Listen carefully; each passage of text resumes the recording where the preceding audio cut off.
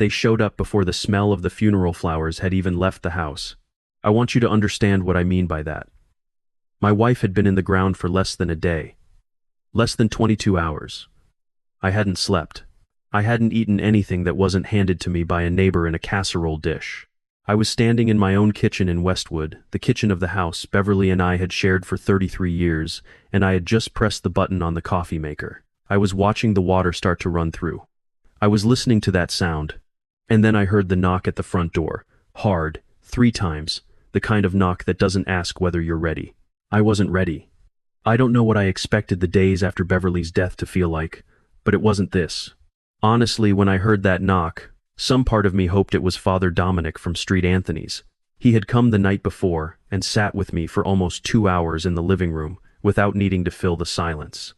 Just sat there. Occasionally put a hand on my shoulder. That was everything I needed, and somehow everything I had. But it wasn't Father Dominic at the door that morning. It was my son Marcus.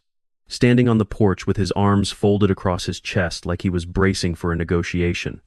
My daughter Lydia was half a step behind him, sunglasses on despite the flat gray November sky. And Lydia's husband Kevin was still sitting in their rental SUV at the curb, scrolling his phone, not even bothering to approach the house, not even bothering to pretend. Marcus had his mother's eyes. He always had his mother's eyes. And for 37 years that detail used to soften something in me. Standing at that door that morning, it just made me feel the particular exhaustion that comes from something you can't name and can't fix. "Dad," he said, "we need to talk. Let me back up, because if I give you the door without giving you the 33 years behind it, then none of what comes next makes any sense, and this story, Beverly's story, really deserves to make sense." Beverly Calloway. That was her name before she became Beverly Hartwell, and she was the kind of woman who carried both names with equal pride. We met at a plant nursery on a Saturday morning in June, 1988. I was 31 years old, and I was trying to buy a housewarming gift for my sister, and I had absolutely no idea what I was doing. Beverly was 3 rows over, examining a flat of marigolds with the kind of focused attention most people reserve for important decisions. She looked up, saw my expression, and said without me asking a word, "Those will die in 2 weeks if she doesn't have a south-facing window. Try the pothos. Nearly impossible to kill." We talked for 45 minutes. I got her number at the register. We were married 14 months later. We bought the house on Glenmore Avenue when our son Marcus was 3. 3 bedrooms, a deep front porch, a backyard with 2 oak trees, and a garden bed. Beverly terraced herself over the course of one April weekend with a rented tiller and more stubbornness than I'd ever seen in one person. She cared about that house the way people care about things they built on purpose. She repainted the porch swing every spring when the Cincinnati winter had faded it. She knew every neighbor's name and most of their birthdays. For 20 years, that house was loud and full and alive. Marcus and Lydia grew up inside those walls, homework at the kitchen table, birthday parties in the backyard, Christmas mornings that started at 5 a.m., whether Beverly and I were ready or not. We had a dog named Biscuit for 11 years who was buried under the left oak tree. There was a whole life inside those walls. Then the kids left, the way kids do, and it got quieter. That's natural. Beverly and I adjusted. We found the rhythm of a house with just 2 people in it, coffee on the back porch in the mornings, dinners that were simpler but somehow more relaxed, evenings where we didn't have to talk if we didn't feel like it because just being in the same room was enough. We were good at being together. 30 years of practice. What I didn't expect was how the distance from our children would grow. Not geographic distance. Marcus was 40 minutes away in Blue Ash, and Lydia had settled in Louisville. Close enough. But the calls got shorter. The visits got rarer. Holidays became 3-hour affairs where they'd arrive, eat, and leave before anyone had finished dessert. I kept telling myself it was just life. They had their own families now. Kids, careers, schedules. Beverly said something different. It was a February evening, maybe 4 years before she got sick. She was sitting at the kitchen table while I washed the dinner dishes, and she said it quietly, almost to herself. "Raymond, I think our children love us when it's convenient." I don't know when that started. But I've been watching it for a while now. I turned off the faucet. I stood there with wet hands and I didn't say anything, because she was right. And I didn't have the words for what it felt like to hear it said out loud. Beverly was diagnosed 16 months before she died.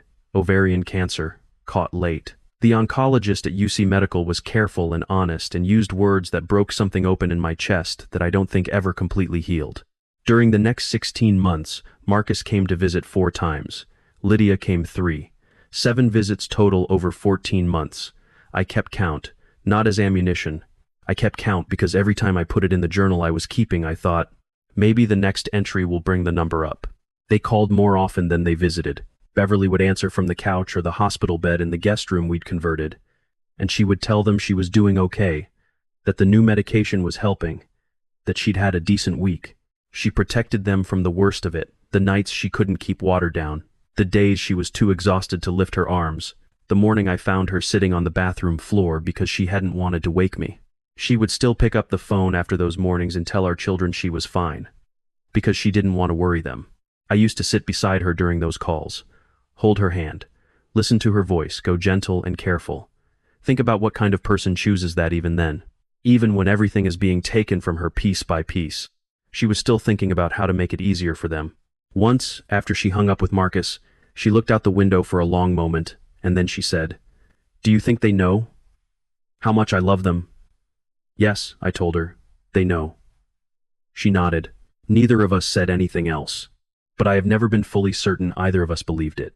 The funeral was on a Tuesday, November, cold, a thin rain that couldn't make up its mind whether it wanted to fall or just hover. 61 people came to the church. Beverly had touched 61 lives enough that they drove through that weather on a Tuesday morning. Her colleagues from Hartwell Elementary, where she'd taught second grade for 24 years, neighbors, people from Street Anthony's. Her brother driving up from Lexington, Marcus and Lydia were there. But they sat at the far end of the family row, and I noticed I tried not to, but I noticed that Marcus checked his phone twice during the homily, that Lydia's husband Kevin left to take a call and didn't come back for 15 minutes. And when it was over, Marcus said he had a meeting he couldn't move, and Lydia said Kevin needed to get the kids from school. I stood at the graveside after everyone had stepped back. The cemetery workers were waiting at a respectful distance. The rain had made up its mind, and was falling soft and steady. I stood there anyway. 33 years, Beverly. 33 years of a life we built together with our hands. And she was in the ground and I was standing in the rain alone. I didn't cry then. I'd been crying for weeks. I think grief had hollowed me out somewhere around the 2nd week in the hospital, when it became clear there were no more options and all we were doing was keeping her comfortable. By the funeral, I was just still. Still the way a house goes still after a storm has moved through. I drove home. I made coffee. The coffee maker was still running when they knocked. I stepped back and let them in. Beverly would have wanted me to. That's the absolute truth. We sat in the living room. Marcus took the armchair. Lydia sat on the couch, sunglasses finally off, hands folded in her lap like she was holding herself together. I sat across from them in Beverly's reading chair by the window. She would have told me not to think of it that way, but I did. Kevin had stayed in the car. I had not invited him, so I suppose that worked out. Marcus started. Measured. Careful. He had clearly rehearsed this. "Dad, we've been talking, Lydia and I, about the house and Mom's estate. The way these things work legally, Mom owned 50% of this property. That share passes through her estate, and it gets divided. Your mother's funeral was yesterday, Marcus." He had the grace to look uncomfortable, but only for a second. "We're not trying to be difficult. We just think it's better to handle these things while everyone is thinking clearly." Lydia still hadn't spoken. She was looking at the shelves along the wall, the ones Beverly had spent years filling, arranging by color and subject, treating like a small museum of our reading life together. Lydia was looking at those shelves the way someone looks at items at an estate sale. Calculating. Marcus continued. "The cleanest solution," he said, "would be to sell the house, split the proceeds 3 ways, and I could use my share to find something smaller. Maybe a condo closer to Blue Ash. There are some really nice communities," Lydia added. First words she'd said. I looked at her. "Communities? Independent living," she said. "You'd have people around you, Dad. You wouldn't have to manage all of this." She gestured at the room. "At 33 years of our lives, arranged on shelves and hanging on walls and sitting in corners." I sat with that for a moment. Outside, a car passed on Glenmore. Someone's wind chimes were moving 2 houses down. "I want you both to go home," I said. Marcus frowned. "Dad, not permanently. Just right now. Today. Go home. We'll talk in a few days." "Dad, we're just being practical." I stood up. "I understand what you think you're doing. And I need you to understand that I buried your mother less than 24 hours ago. So I'm asking you to leave now." They left. Lydia squeezed my arm on the way out and I let her. I let her because part of me understood, even then, that she was afraid of something she couldn't fully articulate, and the arm squeeze was real even if the timing was wrong. Marcus said he'd call in a few days. His voice had the particular careful tone of a person deciding how much to reveal of himself. I want to be honest with you about what I felt standing in that hallway after they left. I didn't feel angry. I felt something closer to grief, but quieter than grief. I felt the particular sadness of watching something you hoped wasn't true turn out to be true after all. I went back to the kitchen. The coffee was cold. I poured it down the drain and stood at the window looking at the backyard. The garden beds Beverly had terraced, the oak trees, the place where Biscuit was buried under the left one. What I hadn't told them yet, what I had been sitting with for weeks, was what happened 6 weeks before Beverly died. 6 weeks before she passed, she had one of her good mornings. Not good in the sense of healthy, good in the sense of Beverly alert, clear-eyed, entirely herself. She asked me to drive her downtown. She had an appointment, she said, with a man named Arthur Mellencamp, an estate attorney with an office on the 4th floor of a building on Vine Street. She had made the appointment herself. I didn't know about it until she told me to get the car keys. I drove her. I waited in the lobby because she asked me to. She was upstairs for an hour and 40 minutes. When she came back down, she was tired in the way she always was after exerting herself, but her eyes were steady. She sat in the passenger seat, and I handed her the thermos of peppermint tea I'd brought, and she held it in both hands and let out a slow breath. "Okay," she said. "I took care of it." I asked what she'd taken care of. She looked at me the way she looked at me when she wanted me to trust her completely. "Everything that needed to be," she said. "You'll understand when the time comes. Right now I just need you to trust me." I had trusted Beverly Calloway Hartwell for 33 years. I wasn't going to stop in the parking garage of an attorney's office. I drove her home. She slept on the couch while I read in the kitchen. And we didn't talk about it again. 4 weeks after the funeral, 4 weeks of Marcus calling every few days with a voice that was growing incrementally less patient, I got a call from Arthur Mellencamp's office. They asked if I could come in at my convenience. I want you to picture that office. Dark wood, the smell of paper, and something like cedar. A window that looked out at the Ohio River and the Kentucky hills beyond it in the winter gray. Arthur Mellencamp was 68, reading glasses on the end of his nose, a legal pad in front of him that he never actually wrote on while I was there. Some habits outlive their reasons, and I found that comforting. He slid a document across the desk. "Your wife was extremely thorough," he said, "and she was very clear about her intentions. Beverly had transferred her half of the deed to me, completely, fully, filed and notarized 6 weeks before she died, with her mental competency certified at the same appointment by 2 independent physicians she had arranged herself. The house was mine. Entirely mine." He let that settle. But that was only the first thing. Beverly had maintained a life insurance policy for 21 years. She had adjusted it quietly as her teaching salary allowed, never mentioning it to the children, never making it part of any larger conversation about money. The beneficiary was not me. The beneficiary was a trust. The trust was structured for our 3 grandchildren, Marcus's boys, aged 9 and 13, and Lydia's daughter who had just turned 6. Each grandchild's portion would be held until age 26, accessible before that only for documented education costs or verified medical needs. No exceptions. No discretion granted to the parents. Arthur also handed me an envelope. Sealed. Beverly's handwriting on the front. My name. He told me she'd ask that I read it alone and decide for myself whether to share any of it. I drove home with that envelope on the passenger seat. I made dinner, ate it at the kitchen table, washed and dried my plate, put it away exactly where it belonged. Then I sat down with a cup of decaf, and I opened it. I am not going to read you the whole letter. Parts of it are between me and my wife and will stay that way until I am in the ground beside her. But one part I will share, because it is the part that explains everything. She wrote, "I love Marcus and Lydia. I want you to know that is still the truest thing I know. But I have watched them, for a long time now, confuse love with what love provides. I have watched them take from us without knowing they were taking. I don't know where that started. I've stopped trying to trace it. What I know is that I will not let them do to you what they have been practicing doing for years. You gave everything to this family. What's left of mine is yours. Protect yourself, Raymond. I already made sure you could." I sat at that kitchen table for a long time. Then I folded the letter carefully along its original creases and put it back in the envelope. I called Marcus the next day. I called Lydia separately. I told them both the same thing. There are some things about your mother's estate you should hear in person.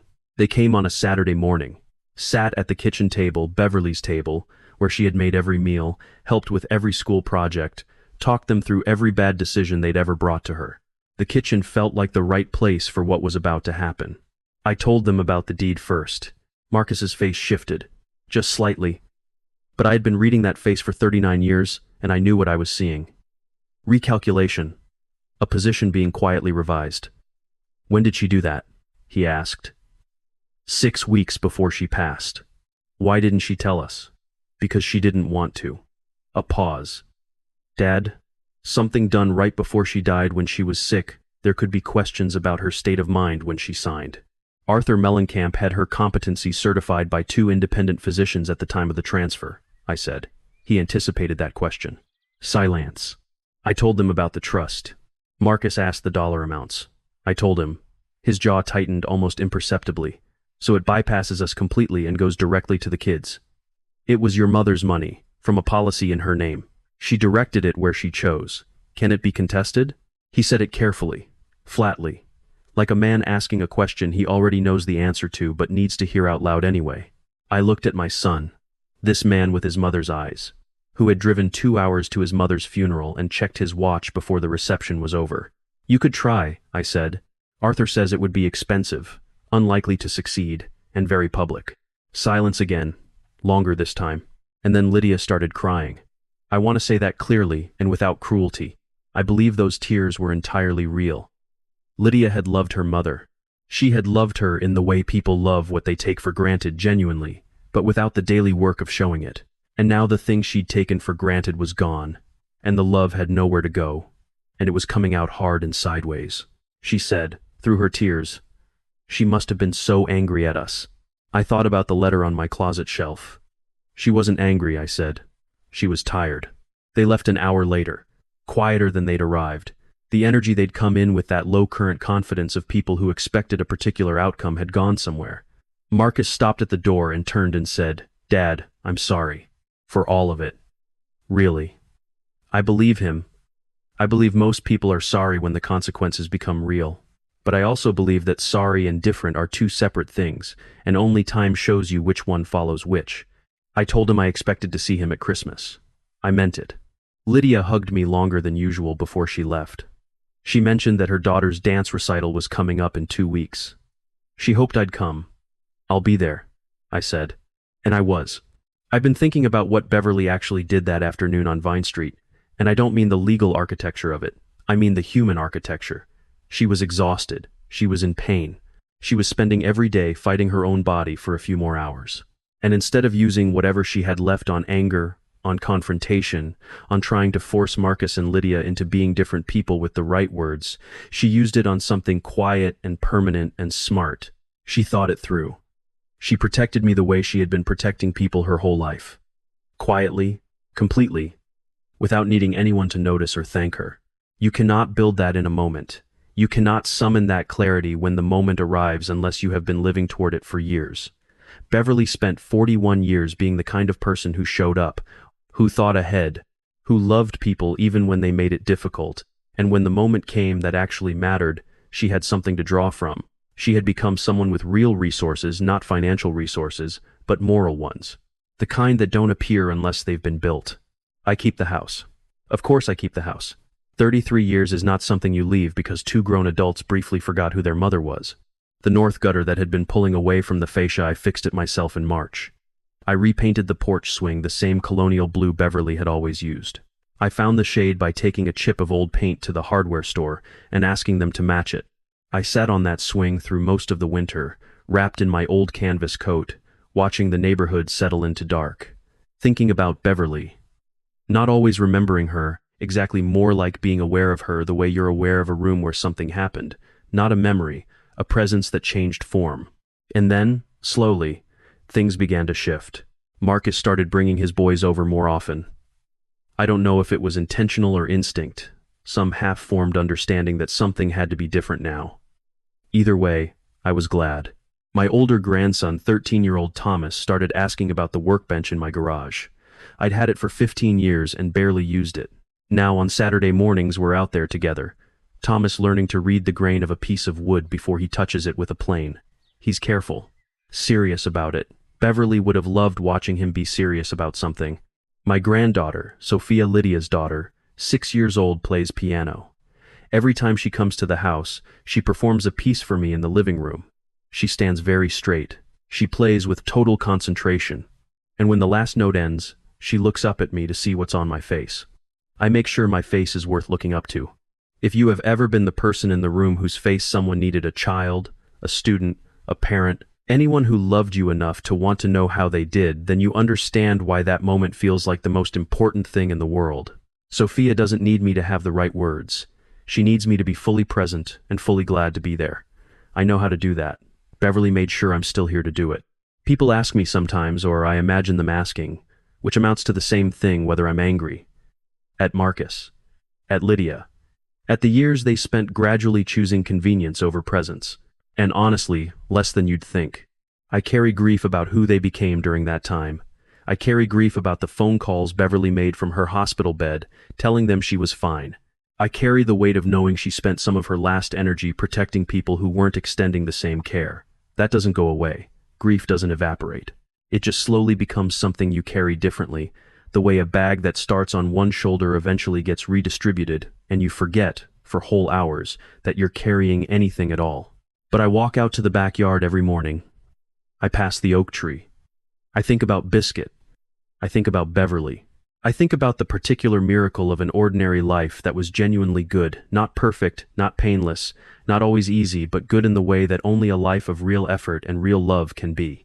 What this story taught me, what Beverly taught me by doing what she did in Arthur Mellencamp's office, is that the way you live accumulates. Every choice you make about how to treat people, how to show up, how to love without requiring credit for it, those choices build into something. You can't assemble that thing at the end. You can't perform it when the moment arrives. It either exists or it doesn't. Beverly had built something real over 41 years, and when the moment came, she drew from it completely. That's not luck. That's character. And Derek and Lydia, Marcus and Lydia, they had been building too. Not the same thing. Every time they shortened a visit, every time they measured their love against their convenience, every time they treated their parents' presence as optional, they were quietly accumulating a different kind of result. They didn't arrive at my door with their calculation on purpose. They arrived because of who they had been becoming for years. That's the thing nobody tells you about character. It compounds. In both directions. I don't think they're lost. I want to believe they aren't. Marcus's apology at the door that Saturday was real. I saw it in his face. Lydia's hug was real. People can reckon with themselves when the math comes back wrong. What I genuinely hope is that the reckoning sticks. If you're watching this and you're the grown child in this story, if you recognized yourself in Marcus or Lydia, I want to ask you something, not to shame you, but because I mean it sincerely. When did you last call without needing something? When did you last visit without a reason other than wanting to be there? I'm not asking you to answer me. I'm asking you to sit with it. And if you're the Raymond in this story, if you are the one who has been giving and showing up and watching the returns diminish, I want you to know something Beverly knew. You cannot make people love you with the right intensity, but you can protect yourself. You can build something real. You can make sure that when the moment comes that matters, you have something to draw from. Beverly knew that. She lived it. And one quiet afternoon in an attorney's office overlooking the Ohio River, she proved it. I'm going to go check on the porch swing now. The paint should be dry. And if you're still here, and I think you are, because you're that kind of person, I want to ask you 3 things before you go. First, do you think Beverly's plan was the right move, or did she take it too far? Comment 1 if you think she was completely justified. 2 if you think she was justified but wish she'd told her children beforehand. 3 if you think she should have divided things differently. I genuinely want to know what you think. Second, where in the world are you watching this from right now? And what time is it there? I love imagining this story, finding people in different corners of the world. And third, has something like this ever happened in your family? Someone who gave everything and was still somehow taken for granted? Tell me in the comments. You don't have to use names. Just tell me the story. If this meant something to you today, please subscribe. I put everything I have into these stories. I look for the ones that deserve to be told. the ones that are about something true. I'll be back with another one soon. Take care of yourself and the people worth keeping close. This is a fictional story inspired by real emotional experiences. Fully rewritten and reimagined in Cincinnati, Ohio to create original content. Any resemblance to real people or events is purely coincidental.